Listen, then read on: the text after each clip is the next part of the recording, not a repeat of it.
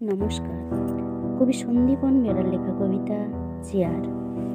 দিনের কোনো না কোনো সময় কোথাও না কোথাও কেউ না কেউ বসে থাকে। কি করে, কিসের কথা ভাবে সারা বিশ্ব?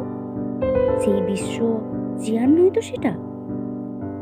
চেয়ারেরও প্রকারভেদ আছে। কাঠের হলে গাছ কাঁদে, প্লাস্টিক হলে মাটি কাঁদে, লোহার হলে শ্রমিক কাঁদে, সোনার চেয়ার জনগণ কাঁদে, টনক নড়ে বারান্দা জুড়ে। চেয়ার দোকানে রমরমা তবুও সুখের থাপ্পড়ে চুপ করানো।